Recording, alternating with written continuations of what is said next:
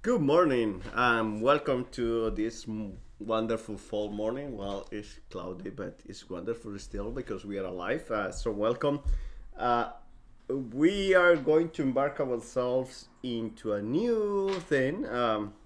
somebody told me that I was doing like so many different things, and I would be running out of fuel or energy. I don't think I have a lot of coffee and chocolate, so that's the key. Anyway, so but before we continue, let us begin with a prayer, and we are going to do the prayer that Pope Francis had at the end of the encyclical that we are going to discuss today. That is Fratelli Tutti. So the prayer says, in the name of the Father, the Son, and the Holy Spirit. Amen. Lord, Father of our human family, you created all human beings equal in dignity. Pour forth into our hearts a fraternal spirit, and inspire in us a dream of renewed encounter, dialogue, justice, and peace. Move us to create healthier societies and a more dignified world, a world without hunger, poverty, violence, and war. May our hearts be open to all the peoples and nations of the earth. May we recognize the goodness and beauty that you have sown in each of us, and thus forge bonds of unity, common projects, and shared dreams. Amen. In the name of the Father, the Son, and the Holy Spirit. Okay, so let's go to the next one. So we're going to discuss the encyclical called Fratelli Tutti, and it's Pope Francis' encyclical on fraternity and social friendship. But before we go to that, I want to make 2 points before we start, or just something that we need to have in mind here for this encyclical. So it's pretty long, first of all, and before even those points, it's about 100 pages. It's 8 chapters. I've been very asking around and trying to get an idea what we can do. First of all, I don't want to rush through it and go through the whole thing fast. I don't also want you to get bored and tired of going through each of the things. So what I kind of decided to do is that we are going to be open to the Holy Spirit, and then we're going to work maybe in sessions, and I hope we probably could do it in 3 sessions, but I'm already done reading it, and I see probably a few chapters or things that we could switch around or cram together, or we'll see. I guess it's first of all it's a very good encyclical. It's a very good document for us to reflect on and to talk about, and at least to get the gist of it, because as I have seen there are many opinions and many reviews out there, and of course many wonderful ones, and then of course many also that not so wonderful, and well, I think the best thing to do is just to go and dive into the real document and know what other people say about it. So, and then the 2 points that I want to make, and this is what I like about Pope Francis. Well, I like his ministry and all that, and I'm a priest, so he's my Pope. I respect him and I like him. But one of the things that he does, and I think it's what helps us, and it's probably also gets some people nervous, because Pope Francis he doesn't write in a dogmatic way. I mean, when he writes something, his idea is more to reflect upon issues, not to give answers. So you probably, by the end of the encyclical, you feel more like with more questions than answers that he would have. And I think that's what makes his writings so appealing to people, and also make his writing so difficult, because we were used to more dogmatic way of writing by Pope Benedict the 15th, yeah, not 16th. Oh, 15, I went a century back. But we were more used to his documents, which were like, okay, this is the issue, and this is the answer that the church gives to it. And Pope Francis is more like, this is the issue, this is what we need to think about, and then you need to continue to reflect and discuss. And actually, he talks about this encyclical. He said, well, my hope is not to give a whole treaty on on social friendship and fraternity. This is not the last word about it, but my hope is that we start a reflection on it and help us think and reflect. That sits well with people who like to be open and discuss and know that as humans, as we journey through our lives, well, we get different and deeper insights, and it's good to have this conversation. For other people that may be uncomfortable, because then what we should do, no, at the end of the encyclical, you remain like, oh, what needs to be done? Well, it's a personal reflection and a spiritual reflection that will help you to move. So that's one of the things that I wanted to point out before we even dive into the document. And then the second thing that I think is important for us to have in mind when we are going to read this document, and if you decide to do the reading yourself and go through the whole document, we need, and this is the word that I've been training the whole week, and we have to think about Pope Francis' social background, and put it there like a different cosmovision, or let's put it in a more simple way, worldview, but it sounds great and it's smart to use cosmovision, and that's what we need to focus and think about it, because I'm a Hispanic, so I have the worldview or the cosmovision of Pope Francis, and when I read the document, to my eyes and to my ears, it's not uncomfortable. But if you are more like you guys who are Anglo-Saxon by descent, and well, we are Latin and Hispanic, and well, we have all these roots, and there's a different way of looking at life and looking at community and looking at society in a Hispanic Latin culture. And then if you have like a more Nordic and Anglo-Saxon worldview, it's different. And it's nothing wrong with it. It's just that we need to know, and we have to be mindful of that when we read things about written by Pope Francis or things that used to be written by Pope Benedict, you could see the difference, and because it's a different cosmovision, and it's just how we approach issues and how we see them. For example, one of the highest values of Nordic cultures, or here, the US culture, is the individual. It's like the individual rights and all that. We really profess and defend that. And these are my rights, and we appeal a lot to the Constitution and to these are the given rights to us, and for many things, I mean, we don't want the government, or we don't want any external institution to tell me what to do, because I have these rights, and it's the way we look at life in here on the Nordic cultures. It's we were given these rights, and we decide. And a clear example, and with this pandemic we have seen it, and a clear example, and I don't want to be controversial, but for example, the masks. To wear a mask here is like we don't want the government, or we don't want the state to tell us to do so.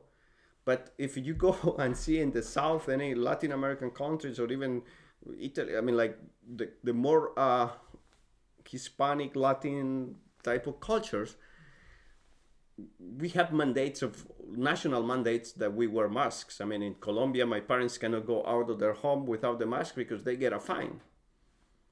And it's because we think more in communal thing than not in the individual. So the first thing that we think is about how are we going to protect society, how are we going to protect our community, and not how are you going to protect just one individual.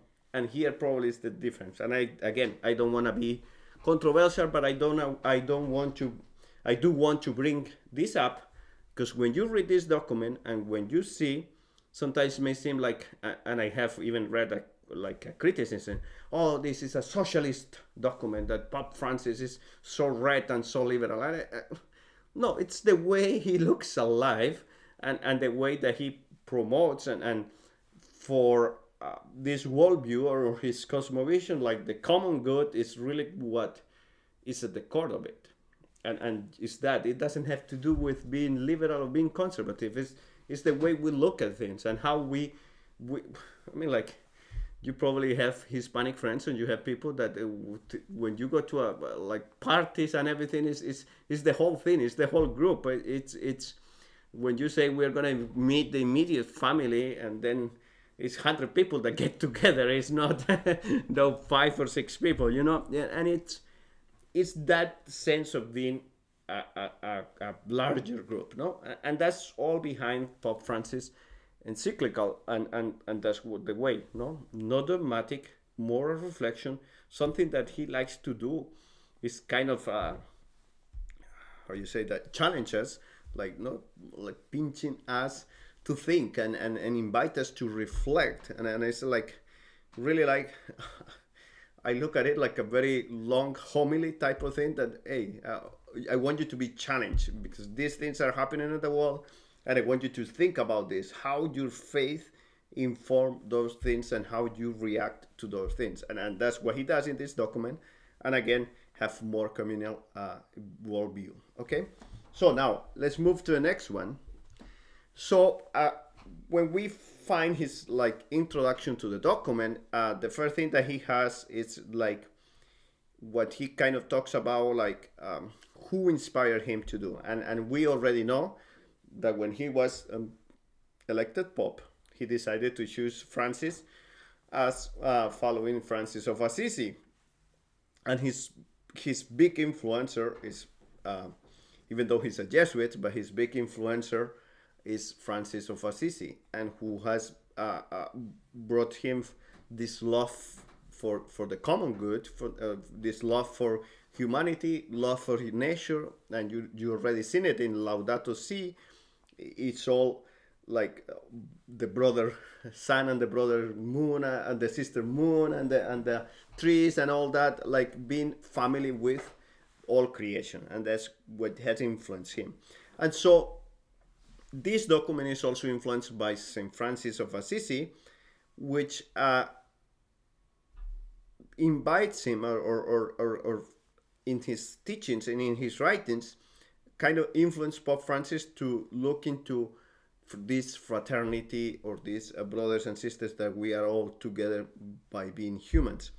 And so Francis of Assisi in his writings and in his teachings talk about a love that transcends the barriers of geography and distance. And he declares that everybody is blessed, all those who love their brother and sister. And so the key point there is the one that you love as much when he or she is far away from him or her as when he is or she is with him. That's the love of St. Francis. Would you love your brother and sister even if you are close to her, or even in the other corner of the world, no? And that's where he expresses this fraternal openness and love that allows to acknowledge and appreciate the love that each person has, regardless for the physical proximity and regardless where we have been born. And I think that's Pope St. Francis of Assisi teachings to his followers, and what he did in the Middle Ages, and then Pope Francis is reclaiming that and making us think about that nowadays, no? And he talks about how Francis felt a brother to the sun, the sea, and the wind, and then of course more to those who were his own flesh. And then every places that he went, Francis of Assisi always brought those seeds of peace and love for others, and also he walked along those sick, poor, abandoned, outcast, and he saw them as brothers and sisters, and we see his clear example, and in his life, no. That's the next one. So then Pope Francis has something there that is in the introduction, without borders, no?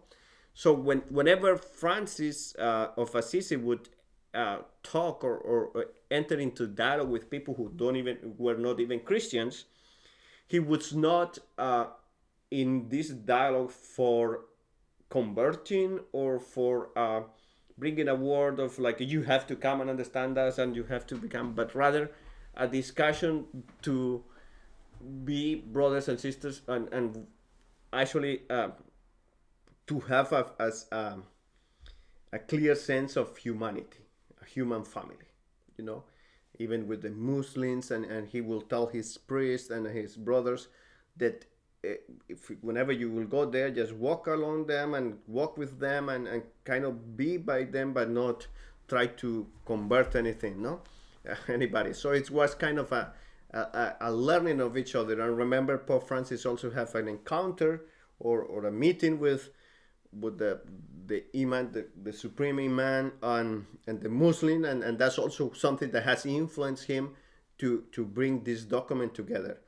And this is a footnote, or not even a side note, but now we're running out. Walter Casper, which is one of those big theologians of the 20th century, he talked about that peace in the world is going only to be possible if religions come together and have a good dialogue and a good coexistence.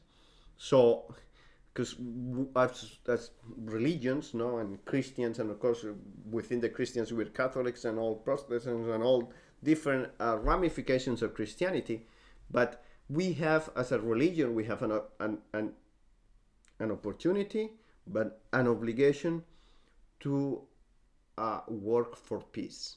And peace is only going to be achieved if religions come to terms and agreement and learn that I don't have to convert the other person. I don't have to impose my faith on you, and you don't have to impose it on me. But we as a human family, we're trying to follow what God wants us to do. And that's also the core of this, is that Pope Francis encountered a meeting with the great imam, say, well, Islam, we Christians are not going to convert the 1.1 billion Muslims that are already there, and they are not going to convert the 1.6 billion Christians that are out there. So what this almost half of humanity, we need to come together and see how we work, and probably we will find ways to peace, you know. And then, of course, for Francis of Assisi and for Pope Francis, God has created all human beings equal in rights, duties, and dignity, and has called them to live together as brothers and sisters. And this is not, for Francis of Assisi, and also for us, it was not just a diplomatic gesture, you know. It's not something that gets in words. It's live out and a reflection of a true dialogue and a common commitment. And imagine, we're talking about Middle Ages. We're talking about Francis of Assisi being in the midst of what that big movement of crusades and all that happened. And he's promoting an understanding between the Muslims and Christians. I mean, he was really ahead of his time, because we're still 700 years later or 800 years later, and we're still fighting each other over faith issues, you know. So, sorry,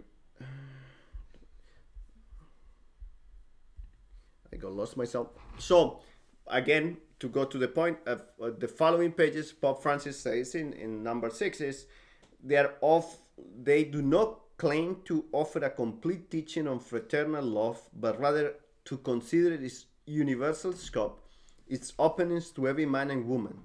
I offer this social encyclical as a modest contribution to continue reflection, in the hope that in the face of present day attempts to eliminate or ignore others, we may prove capable of responding with a new vision of fraternity and social friendship that will not remain at the level of words. And I think that's, we just could just finish the class, and that's the whole thing. I mean, you don't have to read the encyclical anymore, you know, because that's the gist. So he doesn't want, and I like that humility and humbleness of Pope Francis, because he doesn't want to like say we're gonna have this is what social friendship looks like, or what fraternity looks like, and this is dogma, and if you don't adhere to this, you are not Catholic. No, no, it's rather it's a reflection. How are we really going to commit to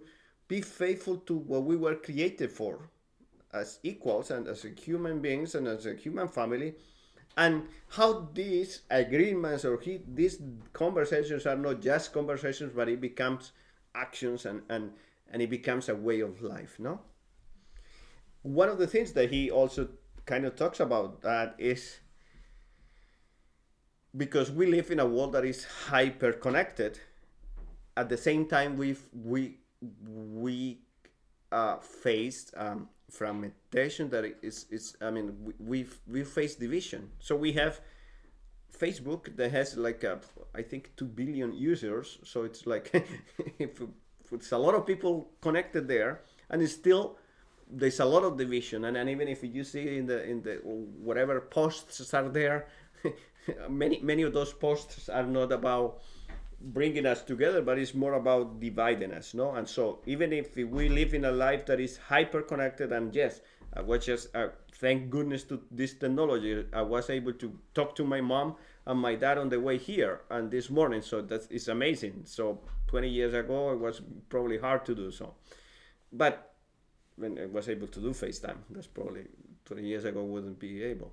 But still, we are hyper connected, but we are also hyper divided, I would say.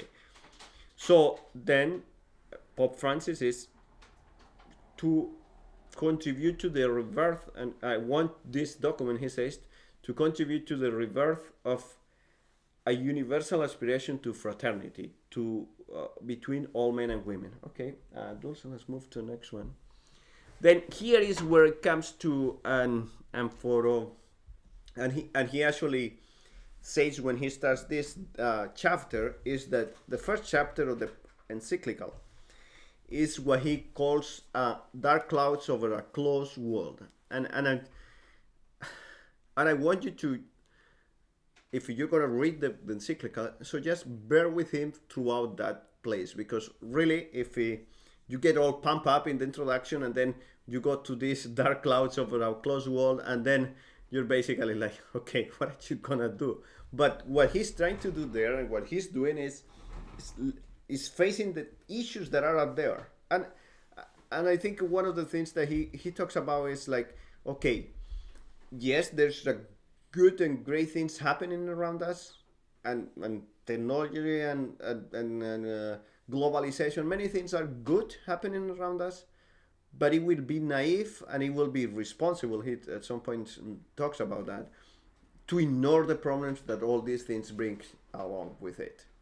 And he wants us to be mindful of that. So in this chapter, okay, he starts with one main place there that talks about shattered dreams, like broken dreams. And he talks about the European Union as a great dream that came back up, and he probably is looking to the world that the merge after the Second World War, like the European Union and all the states, and you could travel freely there. Well, later on, we had seen that it's trying to kind of be also the nationalistic moves and sometimes lack of solidarity. Everyone wants to take go back to their own national boundaries, and kind of that's something, a dream that is kind of falling apart. And so I don't want to be controversial, but there's like the Brexit that is happening, and it's kind of something that they have achieved. It's kind of breaking, and that's what Pope Francis talks about. Also talks about a dream that in Latin America, I mean, like it was the big dream that we were all in South America, we were all together, but it was tainted by. It was a great idea to start to be together, but then Hugo Chavez happened, and all of these crazy things happened, and then it's a dream that fell through, because and that's what I like about Pope Francis in this encyclical. He criticizes or he critiques or criticizes any system. I mean, his system is the gospel. He's not in favor of any particular political or economical system, but his way is solidarity that transpires from the gospel. So he's prompt to criticize capitalism, but he's also prompt to criticize socialism. So anybody who may mischaracterize Pope Francis as socialist will be like really a poor understanding of him. He's actually, what he's doing is bringing the gospel and the gospel values into the realm of economy. And he, at some point, he recognizes, well, this is even a dream. It's like this encyclical tries to be a dream, but this is that, again, if we don't dream about things, they probably never happen. So he talks about the shattered dreams. He says, well, like, we esteem that ancient conflicts that seem to have been solved, like, well, they are resurrecting again. And he also talks about like the globalization that talks about open up the world, and that's a sensation, that culture that the world was going to be one, and very open to commerce. Well, it ends up also just dividing nations, no? And it talks about like it makes us society becomes ever more globalized, because we now are very interdependent to other countries and other things that happen all over. That doesn't necessarily make us brothers and sisters. That doesn't necessarily make us a family. No, I could be using, or to put an example, we could use in things produced in Germany, produced in Mexico, produced in Colombia, and produced here in the US, and being born in I don't know, being born in Russia and live here. So all those different, but that we are so globalized doesn't mean that we will see each other as brothers and sisters. And Pope Francis talks about that. Also talks about that we kind of coming to an end of historical conscience, and he really appeals here to the young people.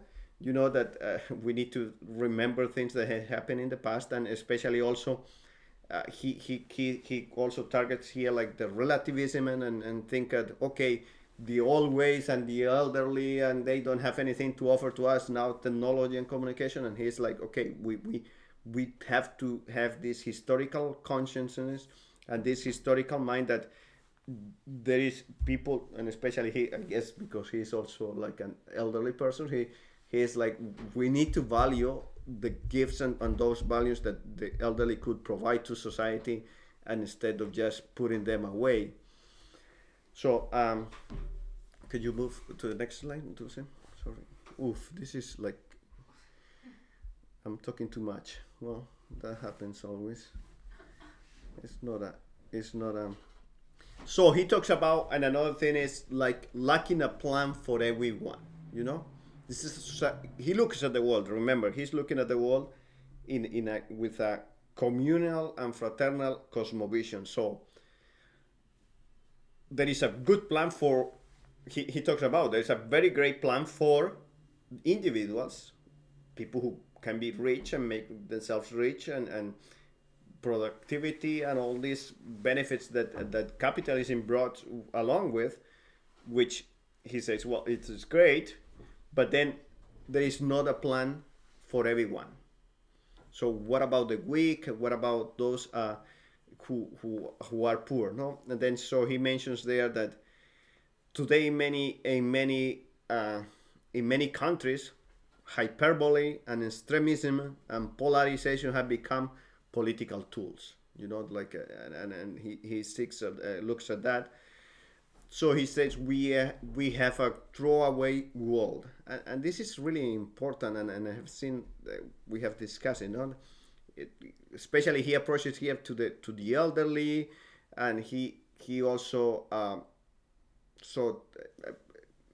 focus on what we don't really care very much for, those who don't produce, or those who don't give much to society. Well, people don't really care about them, and he say, well, and that's part of the problem, like abortion or those things. It's like the unborn is not providing anything to society right away, so we could dispose of them, because and that's a culture of throwaway culture that he wants to make us mindful of it, and see that. And he says, well, especially the ultimately persons are no longer seen as a paramount value to be cared for and respected, especially when they are poor and disabled, not yet useful like the unborn, or no longer needed like the elderly. You know, it's a very, I think he makes a good point there that we need to be mindful of that throwaway society. And then this way, discarding others can take a variety of forms, and he talks about like racism and other for they showed that our supposed social progress is not as real or definitive as we think, you know. And that's kind of what he's is.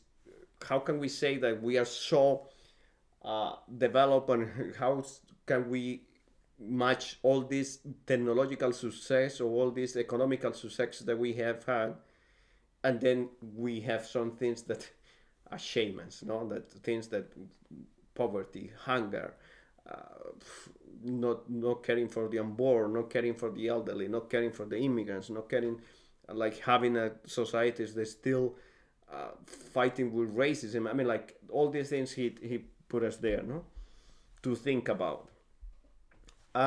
Insufficiently universal human rights. You know, it's like it's okay. We adhere for these universal human rights, but they are not really.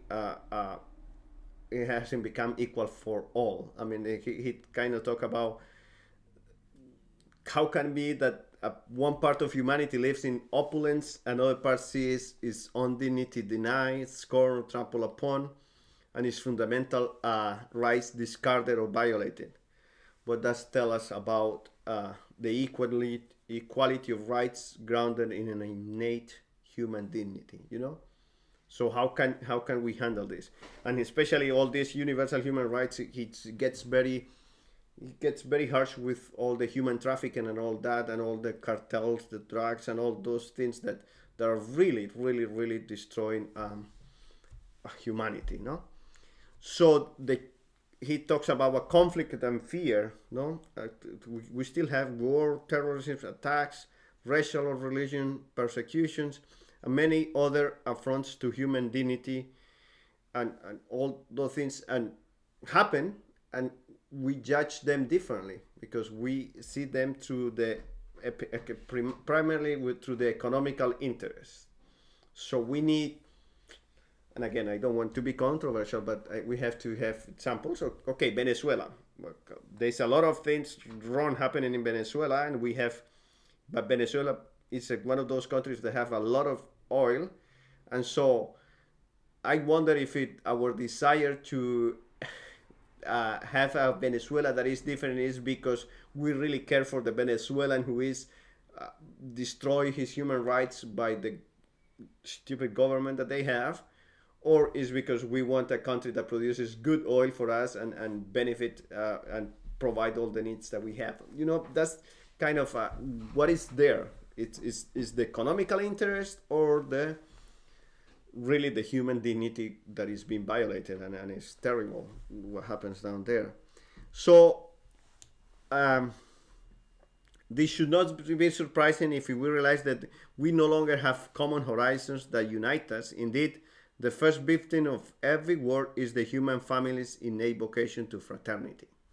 So when we break up in conflict, so our nature to be a family and brothers and sisters disappears, no? And then he approaches something in the fear session there, that fear to the different, you know, and he's kind of like, we are seeing in society probably something that used to be in the past that we fear outside the walls, and he talks about like probably like put an example or mentions like the cities in the Middle Ages that were fenced in, and so whatever was in was known and good, and we fear the barbarics who were outside. We fear everybody who was different and unknown to us. And so that is kind of happening again, and as a result, new walls are erected for self-preservation. The outside wall ceases to exist and leaves only my world, to the point that others no longer consider human beings possessed of an inalienable dignity, become only them. How many times we see in the news or people discussing and talking about them and not about, the names and all that. I think it's very important that we could create this connection and conversation and this fraternity. So Dulce, let's go for another one. So he talks about globalization and progress without a shared roadmap. No, so it is again. It's we open the borders for economical success, but it doesn't really bring a lot of or human prosperity to the human family in general, no? And he kind of gets into the whole thing of how can be like all these big corporations that actually they are not subject to anybody because they could move freely and all over, and they kind of go to places to find the things that they want and will benefit them and make the most profit, and not the things that would make the most development and most change and progress for the human family. So the other one. So we have there pandemics and other calamities in history. He takes some time to discuss basically what happened in the pandemic, and he also said like today, there's a good number there. Today we can recognize that we fed ourselves on dreams of splendor and grandeur and end up consuming distraction, insularity, and solitude. We gorge ourselves on networking and lost the taste of fraternity. We look quickly for quick and safe results only to find ourselves overwhelmed by impatience and anxiety. We are prisoners of virtual reality. We lost the taste and flavor of the truly real. The pain, uncertainty, and fear, and the realization of our own limitations brought on by the pandemic have only made it all the more urgent that we rethink our styles of life, our relationships, the organization of our societies, and above all, the meaning of our existence. God willing, after all this, we will think no longer in terms of them and those, but only on us. And he in this session he talks about like that, how the pandemic make us think about this really what really important is important. He also talks about how the pandemic also like what happened in Europe, all those like people that we were seeing in really back in March, that okay, those who were elderly and were they were disconnected of equipment to get other people connected. I mean, like that, the throwaway society. So he's kind of like what this pandemic we need to learn and do something, rethink our styles of life and rethink our life regarding this. And he talks about like one of the challenges of the pandemic is that we are hyper connected, but at the same time there was a lot of not sharing information and not doing anything together, all the nations working together for humanity. So it's kind of, it was at some point kind of each one on their own and try to figure it out. And again, if we only have the sense of a human family, things need or will be different. Okay. So he talks about the next one is an absence of human dignity on the borders, and we already know the things that happen on the borders, and here he gets really a lot on the mafias or on the people who bring smuggle other people into the other countries. He and he's very concerned. I mean, like he just put it there. Sadly, some are attracted by Western culture, sometimes with unrealistic expectations that expose them to grave disappointments. And scrupulous traffickers, frequently linked to drug cartels or armed cartels, exploit the weakness of migrants who too often experience violence, trafficking, psychological and physical abuse, and untold sufferings on the journey. Those who immigrate experience separation from their place of origin and often a cultural and a religious uprooting as well. So it's very concerned about all this what immigration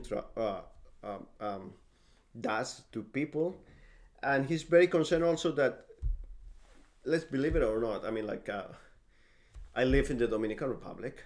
Okay, 7 years as a priest, and previous to that, and also quite several years. So I consider myself kind of Dominican, and that's why I will dare to say this. But if you look at the Dominicans, and there was a time in 2014 they make like all this like a small survey and this a news group with people in the city and Santo Domingo. They were asking them, if you have the opportunity to leave the country, will you leave? And 70% of the people, 7 of every 10 people asked, would say that they will leave, because they have this great expectation that going to the US, going to Europe, going to other countries, sometimes I think like immigrants think like money is like that they fall from the trees, the leaves of the trees, and then you just kind of pick them up, and not. But that's what culture sells them. You know, if you look at movies, if you look at whatever comes out of Hollywood and send us down to the South, I mean, everybody wants to come to the US because like the homes and everything, and nobody sees the struggles that you have to do. And some of my well-loved parishioners of St. Patrick's who have to work 2 or 3 jobs to kind of make ends meet. I mean, it's a challenge. And Pope Francis is really the struggles that the people come to bring here, and says, well, it's that we need to think about what things should or may happen for people in their countries, in their home countries, to stay there, because many people really, reality is that they don't really want to live, because it's an experience of a routine, and you are far away from your family, you are far away from your traditions, you are far away from everybody that you know. No. There is, he talks about fragmentation is also felt by the communities they leave behind, which lose their most vigorous and enterprising elements, and by families, especially when one or both of the parents migrates, leaving the children in the country of origin. For this reason, there is also a need to reaffirm the right not to immigrate, that is to remain in one's homeland. And that's, he's very big in it. I mean, he's like, okay, we have to respect immigrants and be welcoming, but at the same time, we need to emphasize that things need to change in the countries that the people migrate from. That I have the right not to migrate because here I could make a life, here I could make my profit. No, most people really, when they leave their countries, they live because they are hoping to have a better life. But if you provide that in the home country, it will be different. No, so it's a challenge. So the next one, I think, and oh my gosh, I'm running out of time. This is too good. But so he talks about the illusion of communication, no? That digital communications and he kind of like, I like it how he put it. He said, well, information without wisdom, no? I mean, like we become victims in social media of a lot of information, but what's the wisdom behind it? And he talks about how maybe like fake news and different things that are there, and using this media to manipulate people and all this.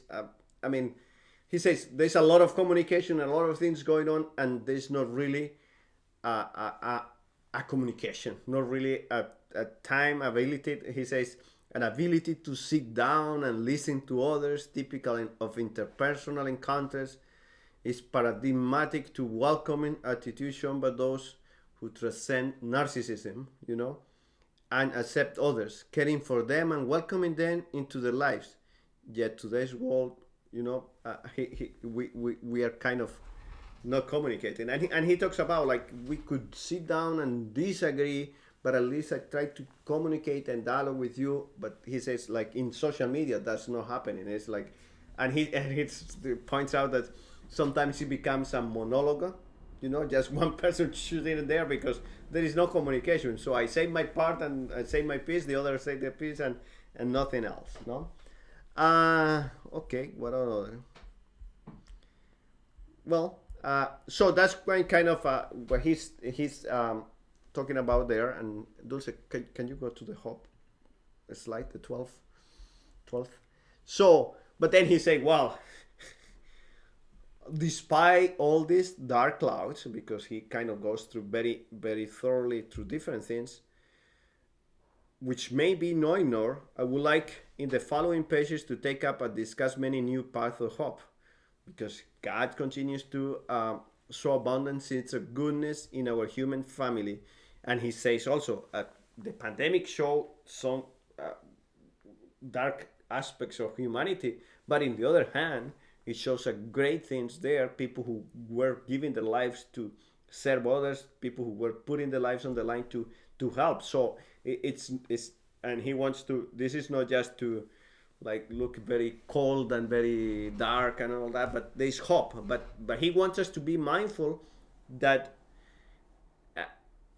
those issues are there, those issues, and there is good, and there is a lot of good and a lot of hope that could happen, but we need to be mindful that there are some few issues there that need to be tended to, and otherwise we will have it very difficult. No, so he says, I invite everyone to renew hope, for hope speaks to us, well, a renewed hope, for hope speaks to us of something deeply rooted in every human heart, independently of our circumstances and historical conditioning. Hope speaks to us of a thirst, an aspiration, a longing for a life of fulfillment, a desire to achieve great things, things that fill our heart and lift our spirit to lofty realities like truth, goodness and beauty, justice and love. Hope is bold, and it can look beyond personal convenience, the petty securities and compensations which limit our horizon, and it can open us up to grand ideals that make life more beautiful and worthwhile. Let us continue then to advance along the path of hope. So he does really a call for hope, that there is hope in it, and I think we have a very few minutes. And the second chapter, which we are not going to get into and probably not going to discuss it, but it's the second chapter, and I'm going to give you just like something about there. He says, well, hope, but before he gets into all this hope and what we could do as humanity, he talks about the parable of the Good Samaritan as an example. And there, Francis, who follows Francis of Assisi spirituality and being brothers and sisters to everyone, now moves into his more Jesuitic spirituality, and he uses this parable to make us think, and he invites us to place ourselves. You may be what at times he talks about. At times we could be the rover. At times we could be the people who are beaten on the side of the road. At times we are the Samaritan who helps. We all have all that in our lives, and what he talks about, and I think the key is that Jesus tells the people not to become neighbor, not to help the neighbor, because the concept of neighbor is the one that is close to you, but to become a neighbor to others. So to become closer to other people, and that's why he kind of wants us to reflect upon that, and the core of it is that, no, there is a very challenging parable. It's a very challenging way of becoming neighbor to others. So become next to the other person, become closer to the other person, and that's what the Samaritan does.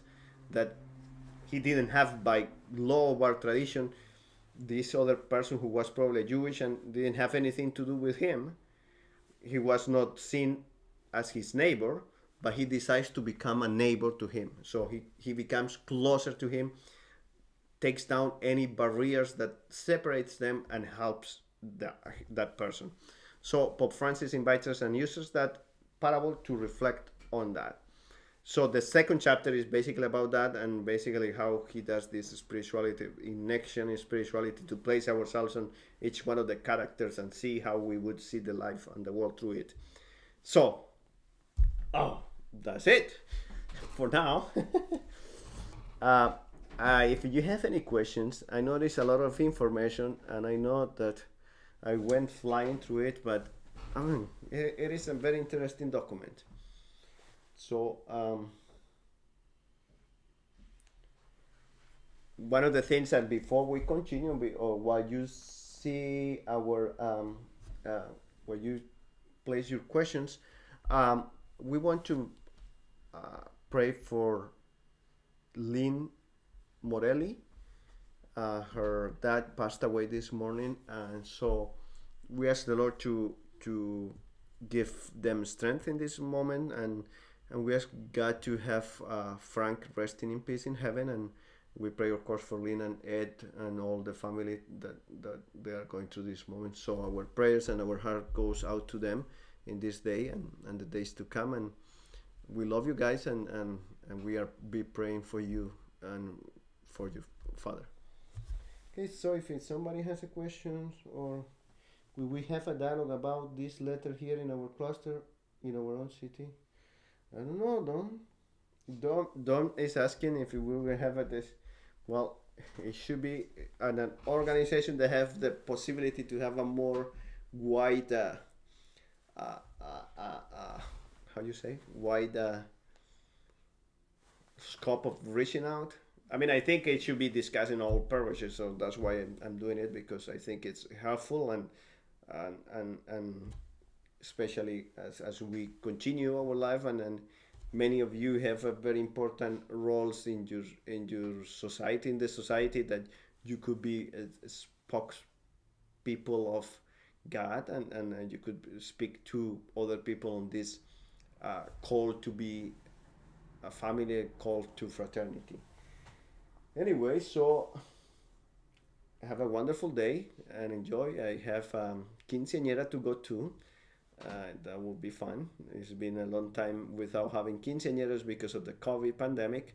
So continue to remind you that we'll have English Mass for St. Patrick, St. Edwards, and St. Richard's at 4 o'clock today.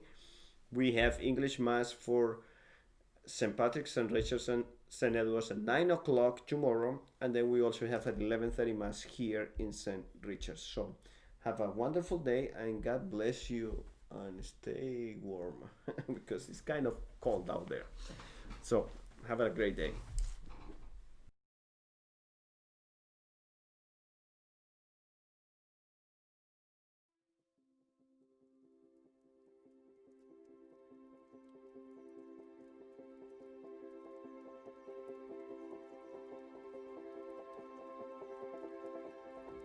The Catholic community in Central Racine consists of St. Richard's, St. Patrick's, and St. Edward's parishes.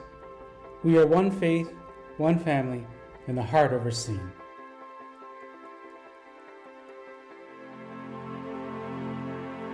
We are a community of faith who gather to pray and worship together. Every day we strive to grow deeper in our relationship with God and others. We are an inclusive community in which people of various ethnicities come together as one family.